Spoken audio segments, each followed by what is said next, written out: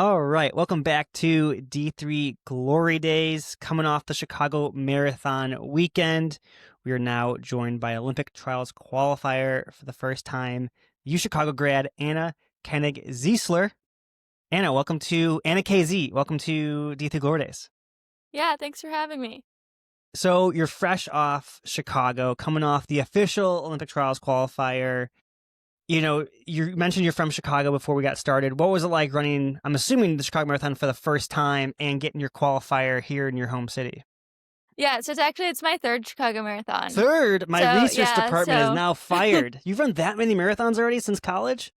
yeah, this is my fifth marathon and my third Chicago. And I just keep coming back because I just love it so much. I think, it's like my hometown.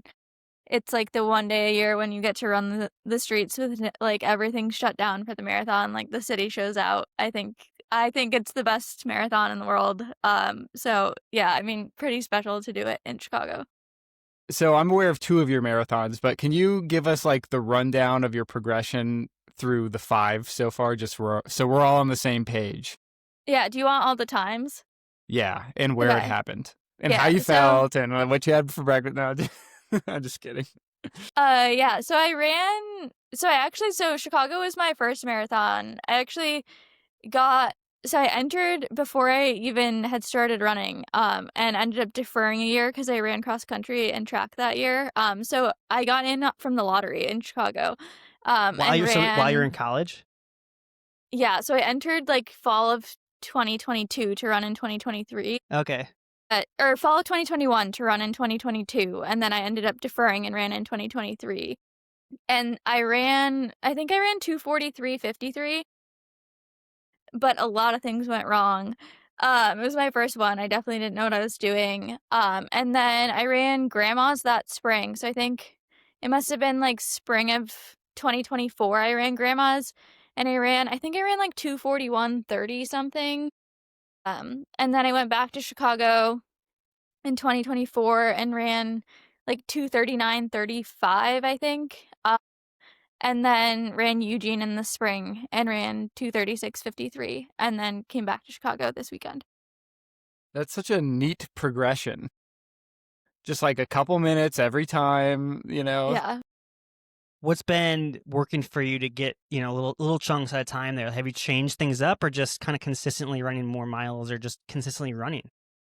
Yeah, I think it honestly is consistent running. I feel like I change a few things up each time, but it's hard to know what really makes a difference. I feel like the biggest thing has just been like stacking miles, and like I've had like minor like niggles here and there, but like have not had any like major injuries. So I feel like I've been able to train really consistently, and just like gradually get faster. But yeah. So coming into this year's Chicago Marathon, your marathon previously is when you won the Eugene Marathon. Congratulations. Thank you. And you ran a time that we would find out later would be under the Olympic trials qualifier, but the window wasn't open yet. What was the emotion seeing the OTQ time come out, realizing you'd already run faster? I'm sure there's part of you that's like, I wish I kind of would have gotten it done already, but you obviously had that confidence to know that you could do it too. Yeah, I think it was cool. I feel like there's always like I feel like it was like, are they gonna drop the standard? Are they not gonna drop the standard? And so then when it like actually came out, I think it was cool to see, and I feel like it gave me confidence that I could run it. But it's also, I feel like with the marathon, it's like you never know what can go wrong on the day, and so it's like until you've actually done it, it's like you have to do it on the day. And so yeah, I felt like unless something pretty bad went wrong in the next 2 years, like I really should be able to run that time in the window. But yeah, it's nice to actually get it done. Earlier, we mentioned you played soccer at UChicago, and then in 2022, as you're kind of giving us a timeline, you started with track. So you really only had 2 years of collegiate running experience. So your running age is pretty young still. You Yeah. probably have not even realizing your potential. But before we kind of go into that, what made you transfer, for lack of a better term, from soccer to track and cross country? Yeah, it's a good question. I don't have like a great answer to. So I played all 4 years of soccer in college. So I only moved to track after the end of my senior season. And So you had extra eligibility then. yeah, because of COVID. So I had an these extra years year. are just okay. You're in that like funky zone of like having too much time. Okay. Yeah. Or extra time, I should say, not too much time. Yeah, so I think at the end of my senior season, I think I just like I felt like I wanted to do something else. My sister actually ran track and cross country at UChicago for a couple years and then ended up transferring, but like she knew the coach there. I mean, I think I got really lucky that he let me on the team. So I have to give Coach Hall a lot of credit. I didn't have any times. I never raced in high school. I'd never run a competitive race, and I just sent him an email and said, like, can I walk onto the track team? And he was like, well, like, come to a couple workouts and we'll see. And he let me on the team. And so, yeah, and at that point, I didn't actually know if I would stay for another year, but so I ran track my senior year, and then I was staying anyway for like a 5-year joint degree program, and I had a year of eligibility left. And he convinced me to come back for cross country. So I ran one cross country season, and it had such a great time, and then got to run track that year too. But yeah, I mean, there wasn't a ton of like logic behind it other than like, I mean, I've always loved running, but I had never like run seriously beforehand and just like wanted to give it a try, and he let me on the team. Yeah, you mentioned, you didn't have any race times to your name, but you kind of enjoyed running. What did that look like specifically? Did you just kind of throughout your college career get out, on off days from soccer and just kind of in the back of your mind you always enjoyed it, or how did that play out?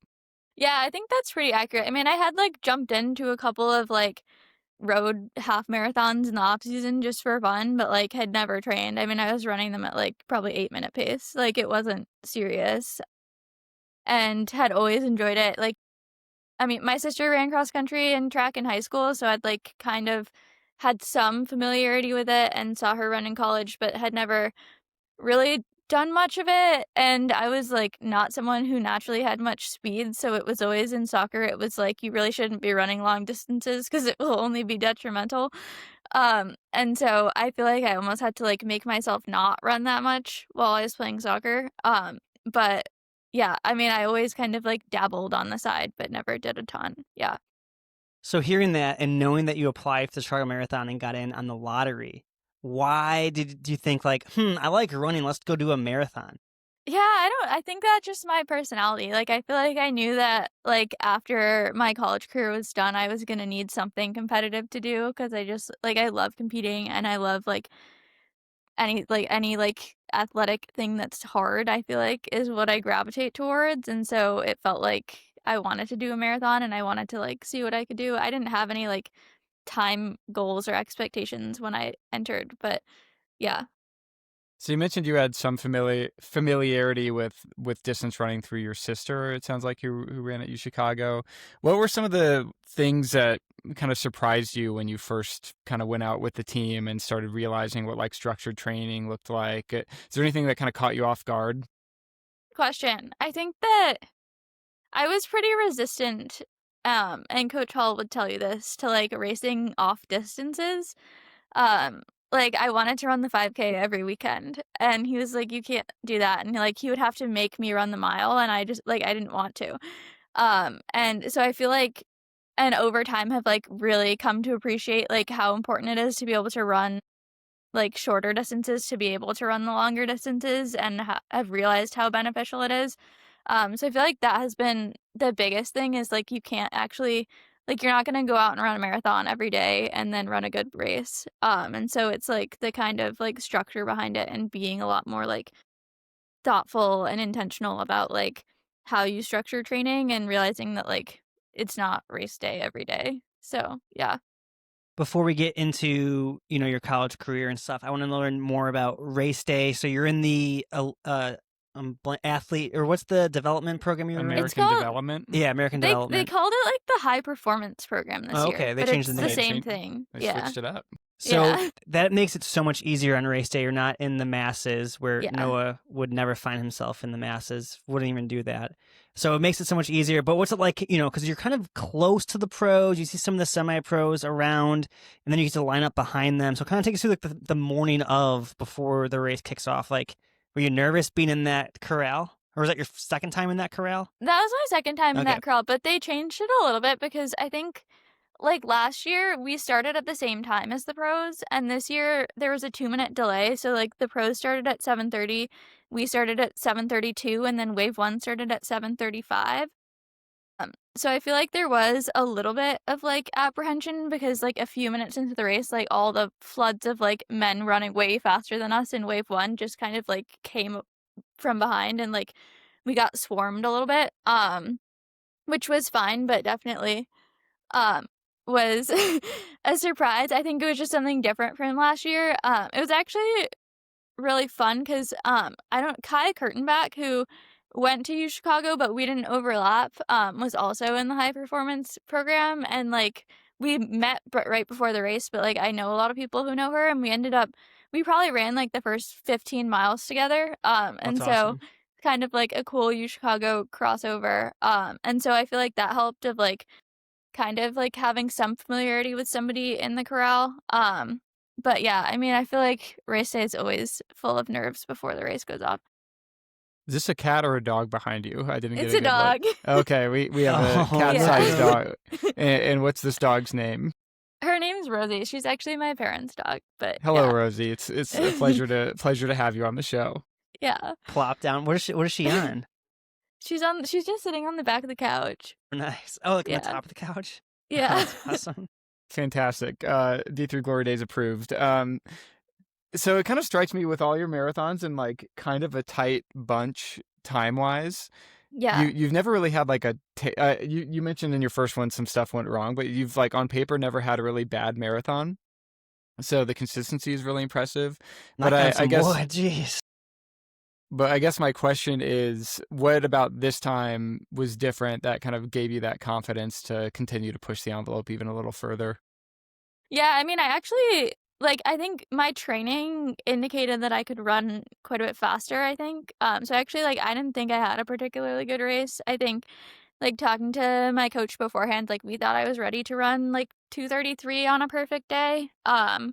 And so I think like it came through the half like slower than I had intended to, and like already didn't feel great. But so I think like from that perspective, like but I kind of like I feel like I've had so many miles in my legs now compared to like when I first started, that it's like I'm better able to hold a pace even when I don't feel good. Which I think is helpful. And I mean, yeah, I mean, I guess in terms of the progression, like I feel like every block I actually get in, I just feel like the paces come a little bit easier. I'm able to do like higher volume workouts, higher volume long runs, and like I feel like the biggest thing has been like I can recover really well off workouts. So like I can do a 24-mile long run workout and still feel pretty fine the next day. In a way that definitely when I started wouldn't have been the case. And so I feel like that has been like the biggest thing. Quick side note, what was your peak weeks at, or what were you training at in terms of like mileage? Mileage? I think my peak week was 98. I think I had 3 weeks like You couldn't get two more? You couldn't get out there for 15 more minutes? What is that? Next time. Next time. Yeah. I think I had 3 weeks that were like I think I had like 92, 95, and 98. And then I had one, I think 88-mile week that I took a day off. So I had like 88 miles in 6 days one week. But That's self-control. That's somebody who's not just like chasing numbers. Somebody who doesn't care about Strava. That's just doing exactly what the coach wrote. Like that's the main takeaway from this episode. I want to talk about your splits, because on paper it's like you basically even split it looks like, for the most part. And just like looking, you're just chipping it off. Like how much in practice are you just like constantly working at marathon pace at that? Because it's like you're not even undulating in like 4 seconds. Maybe it was like your biggest gap in 5K, maybe. Like it's yeah. very impressive and also super helpful in the marathon to, not be yo-yoing paces.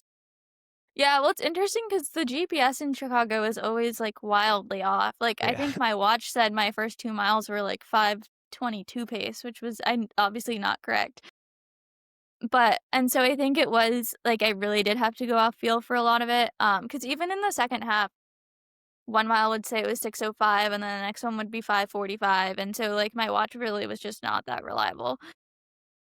But I think trying to in getting a lot of, like, marathon pace miles and long runs has been helpful, to just be able to hit consistent splits, because definitely earlier on, like, I was all over the place, and yeah, so I think and you waste so much energy when you do that, so I think, yeah, being able to consistently hit the splits and then just, like, hanging on at the end, I feel like has been big.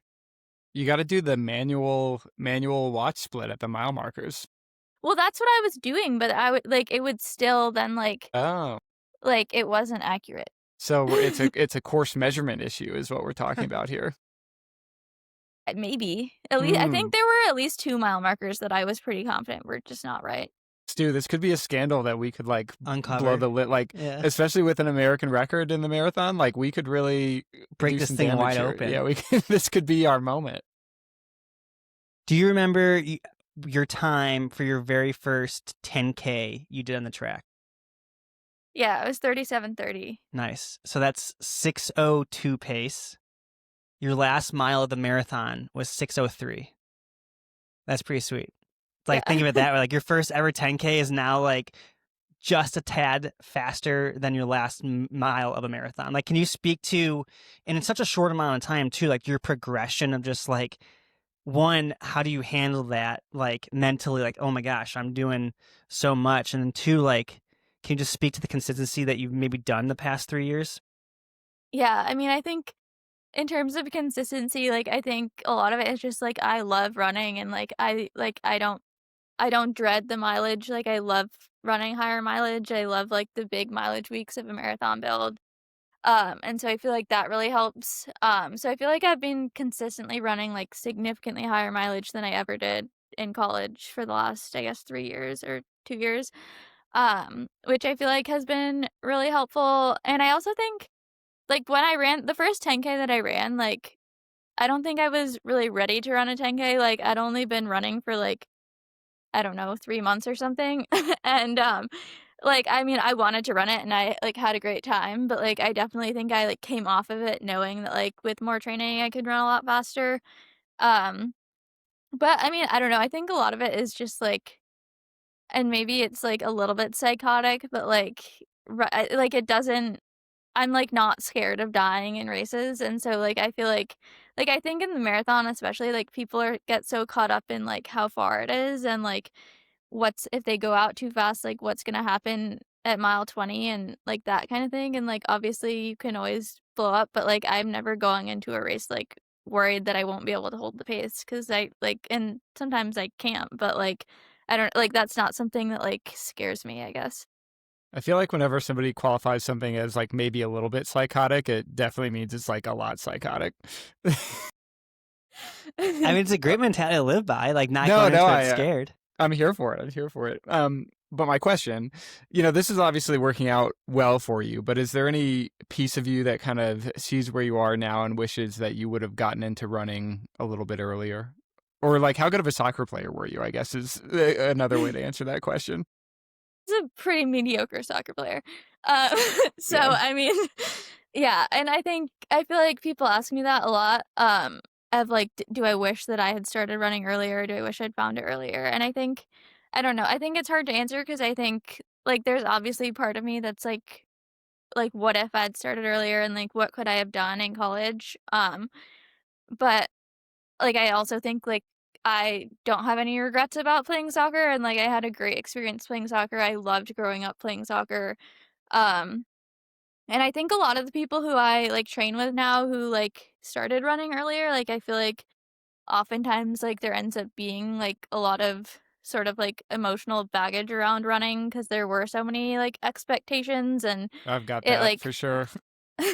yeah. Yeah, I And it get just, that. like, gets to be so stressful, and I feel like that like, by the end of my soccer career, I kind of felt like that of, like, I'd put so much on soccer for so long that, like, I, like, needed to be done in a way that, like, I just, like, don't feel that with running, and I feel like running is, like, so uncomplicated for me in a way that, like, people who've been running for longer, it's like there's so much tied up in it, and, like, there just isn't for me, so I feel like I'm like happy about it from that perspective. And I also think like you can't play soccer forever unless you're good enough to be pro, and like you can run for as long as you want to. So I think like in terms of that, like it's like better to do it this way than the other way around, because like there aren't avenues to play soccer competitively after college. So yeah. We kind of talked this a little bit earlier, but, getting the OTQ early in this window has to be, a sigh of relief in a way, like it's not hanging over your head.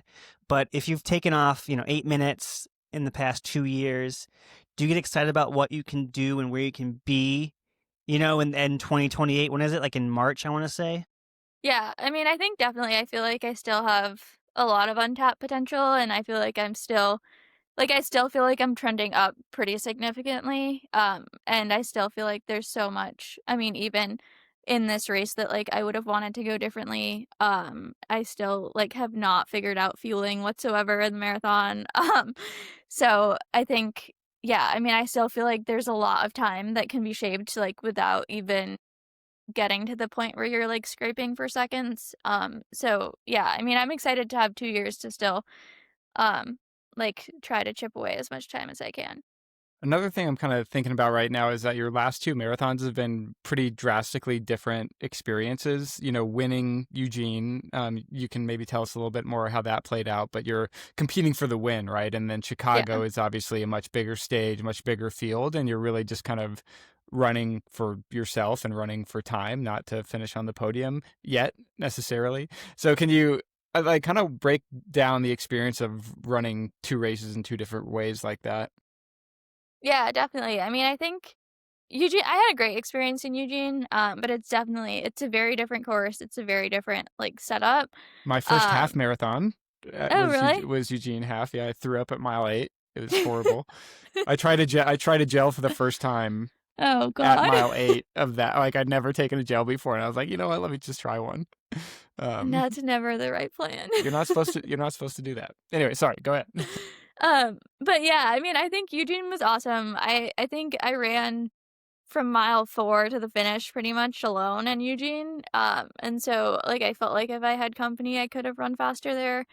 And there's also like a lot of Eugene is like winding on a bike path, which like I'm not gonna say Eugene's a slow marathon. It's definitely not, but like I think it's a slower course than Chicago. Um, and so yeah, I think I came away from that kind of knowing that I had more time to scrape off, and that like if I could run well in Chicago, I'd be able to run faster. But I also think sometimes it's like nice to go to those smaller races and it's like a little bit less stress on race day. The logistics are like a little bit easier. And so there's like other factors that like make it almost easier to run well. Like I had bottles in Eugene. So like that sort of thing is always helpful. But yeah, I feel like such different races. The crowd is wild in Chicago. Like I mean, the Eugene crowd was great, but like small town Eugene versus a city like Chicago is just never gonna compare. Um so yeah, I mean very different like scale. The crowds were insane. And here's my old man take: ban cell phones during the marathon. Oh yeah. I'm tired of it. I'm tired of seeing people drink 14 shots and then go run that marathon when people are trying to get into this thing. There, that's it. What are you talking about? People are taking shots out there? I found some influencer that literally took like 14 drinks of alcohol. Drinks of Yeah. alcohol. Look Well, how there was old I someone sound. running- Holy shit. Drinks there was of someone alcohol? ahead of me who was filming. Yeah, He was like right? running and filming at the same time. My nightmare is being at the same pace as the influencer that holds the phone up and is like, mile 8, blah, Yeah, blah, blah. someone was doing that right ahead of me. I would have thrown a fit. Okay, let's issue every entrant a disposable camera. And you don't have to take it, but if you want to document it, you have to wind the wheel. There's no video capabilities. I think that could really smooth some of this over.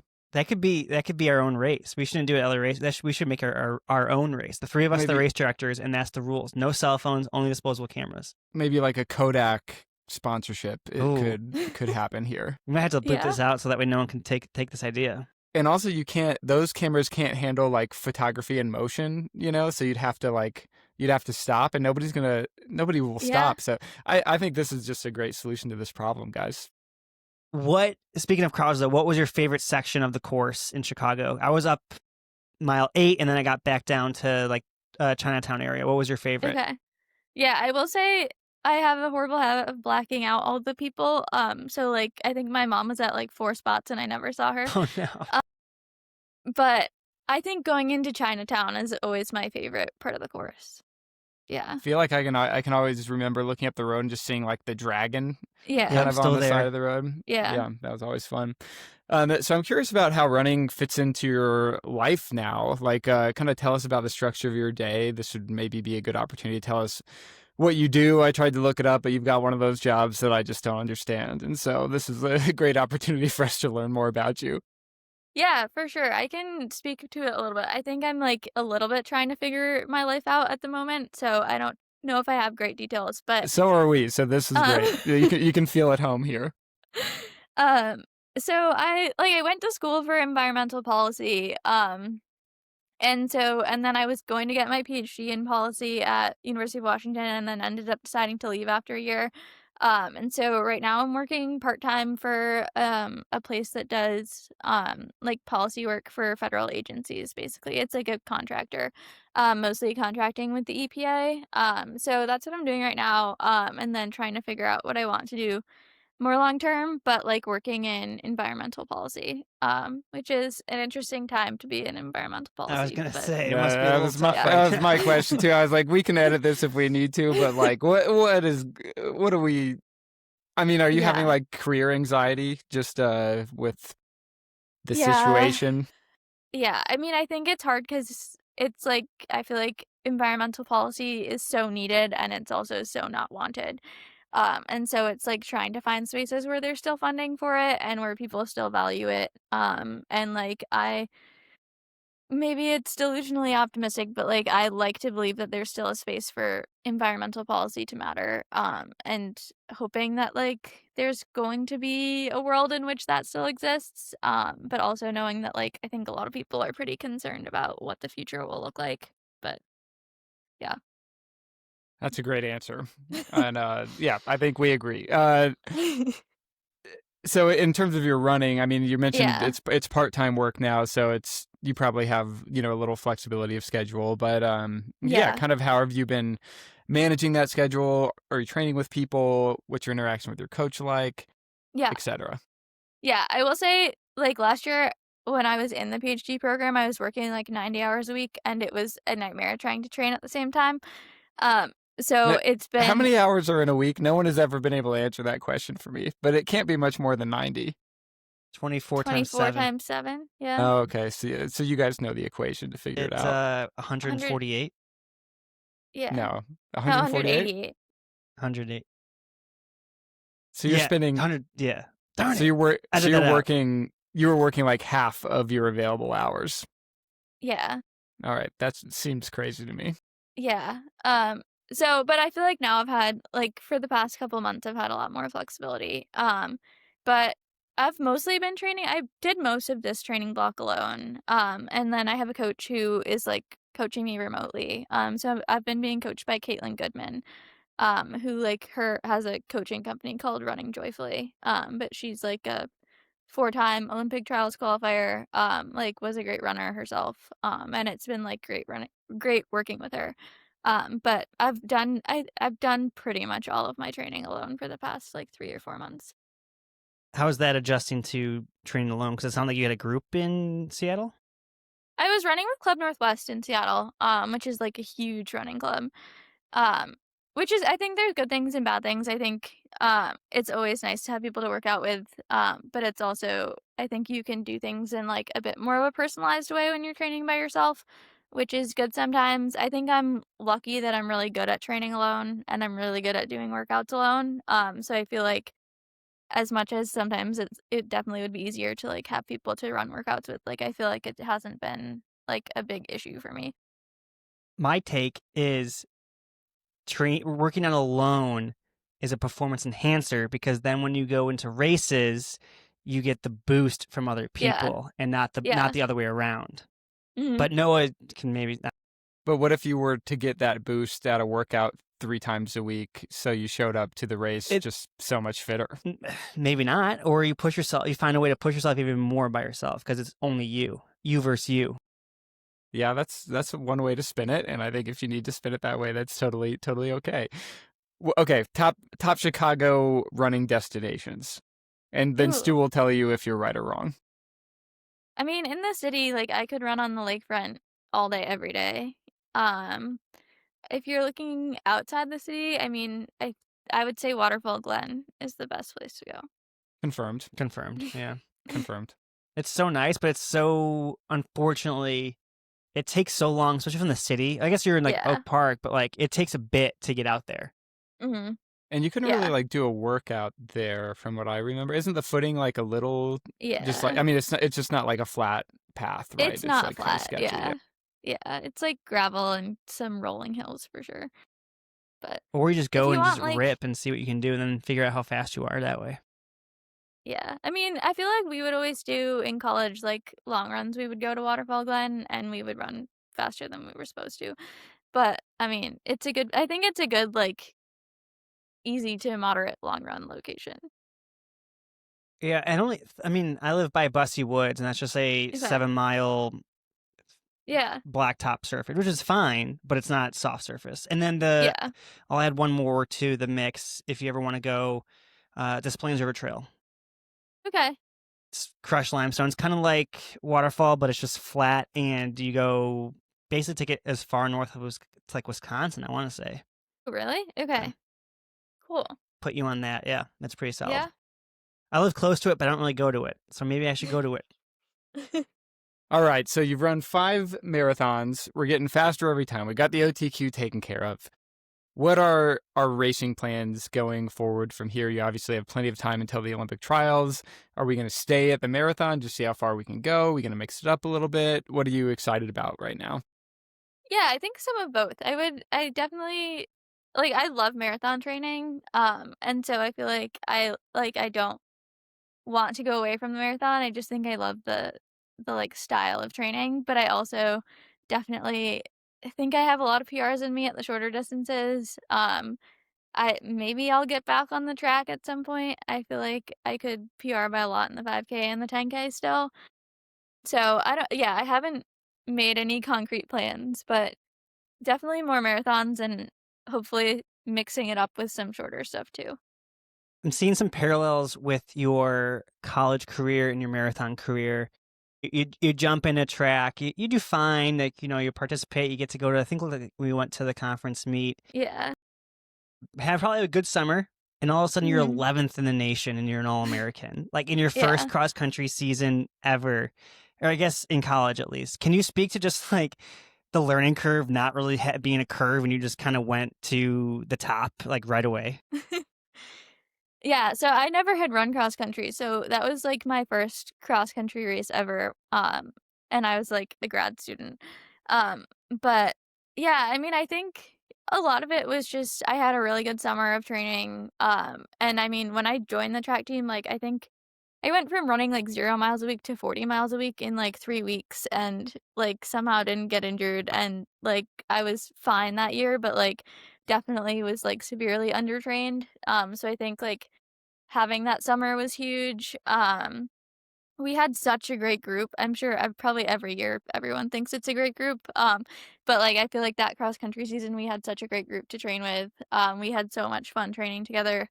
Um, and so like I think it was a lot of just like getting on the start line and like being really happy to be there and like being really excited to run and like I think because I started so late, like there were no expectations at all on me, so it felt like I couldn't really do anything wrong, and so, like, I think I went into races and, like, I just wanted to run hard and see what happened, um, and it worked out pretty well, but, I mean, I think I just love running hard, and that has, like, treated me really well.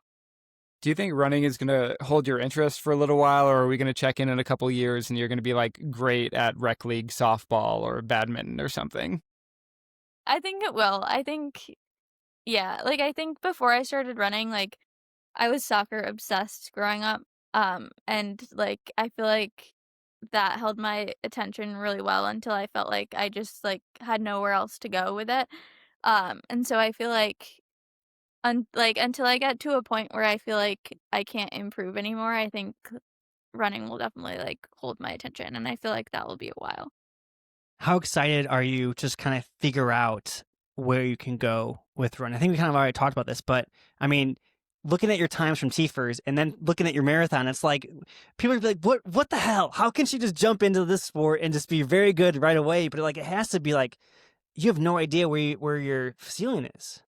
Yeah, I think that that's what's so exciting is like I feel like I still have so much untapped potential, and it feels like I don't even like know what I'm capable of. And I think like seeing like my 10K time is now my marathon pace, and like thinking about kind of like that progression. And I think I'm like not afraid to try and do workouts that I actually am like not ready for. And like I think like being brave enough to be able to go out and just like take a big swing at something and see where it lands, I think is like something that I really like doing, and is something that has like it like that excites me, and it doesn't scare me. And so I think like wanting to kind of put myself in situations where like I have an opportunity to do something special, and like being brave enough to take a risk, and if I fall flat on my face at some point, like oh well, but like it doesn't feel like there's like that big of a risk there. And so I think yeah, I'm like really excited to see like where it could go, and like where training could go, because I feel like every block I've done for the marathon has like just gotten better and better. Like this was by far my best like marathon build. And I feel like I probably can still like improve just in terms of training too. So yeah, I'm excited. It still feels like we're so far away from the Olympic trials, and so I'm kind of Yes. curious, like, if you've allowed yourself to start like daydreaming about it or thinking about it. Like in my experience, I think 3 times I qualified on like the last possible day that the window was open. And so it was very much an immediate transition from like trying to qualify to now like preparing for the trials, where you've qualified and now you don't really even have to think about preparing for a while. So I'm just kind of curious of like when you think about that day, like what emotions are attached to it at this point so early on. Yeah, I feel like I really haven't thought that much about it, to be honest. I think I'm excited to have kind of like 2 years to experiment with things and training without it like being so high stakes, because I feel like it gives me some time to try things that don't work, and like try other things. And um so yeah, I mean I feel like it will come more on my radar in like a year maybe. Right now I definitely it feels really far away. Like it feels like the last Olympics just happened.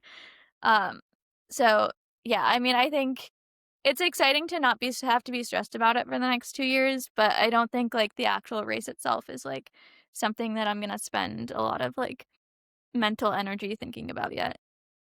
Are you going to use this time to try to get you into better fields at either bigger majors that you're looking at, or like how are you going to use this time and OTQ to your advantage? Yeah, I think that's the plan. Like, I think it would be awesome to, like, get into some faster fields and, like, um, just, like, see what I can do with some help. I think I probably could run a pretty good half if I could get into a fast half. So, yeah, I think that's the plan, is to hope that the time will, like, open some doors for, like, bigger races that I can be in. Have you kept tabs on the D3 running world at all since you moved on? I have, yeah. And so, yeah, what does that look like for you? Other than, of course, following D3 Glory Days religiously, have you had any like contact with your old coaches or the current team or anything like that? Yeah, I think so. I think the seniors on the UChicago team now were freshmen when I was on the team. Okay. So, like, I still, like, know some people on the team. I definitely like, last year, I still knew a lot of people on the team. So, I mean, I have still been following the Chicago team pretty closely. I think they'll have a great year. They always have a really, like, strong group of women. So I think that's exciting. I wouldn't say I followed, like, the larger scene that closely, but I'm still, like, loosely in touch with the coach there. And definitely will always be a Chicago cross country fan. But yeah, I'm excited to see what they do this year. Random question for you. I was just thinking about this in terms of like your future with running. Are you remote by chance for work? I am right now, yeah. Is there anything holding you back from like going to live at altitude and like chasing running that way? That's so funny that you say that. No, I'm like trying to figure out what my life will look like for the next couple of years at the moment, but moving to Boulder is definitely something I think about a lot. May I was introduce just you to Noah Girardi, resident of Boulder, I was Colorado. just about to say we have a lot of like environmental research facilities here. Yeah. Yeah. So it's definitely something that might be on the cards. If I could make it work, I would love to be in Colorado. Yeah, It's okay I mean, here. it's pretty sweet. And like Yeah. it's a great way to like you get more people to run with, Yeah. benefits of altitude, and then Yeah. know what plus for your work. Yeah. Super high cost of living. You could babysit for me and my wife if you're interested in that. So really plenty of opportunities. Yeah. All right, coming up here at the end of the year, are you looking at New York results to kind of see where you can compare? Like, how do you look at these next few results to see, where you stack up in the early OTQ field?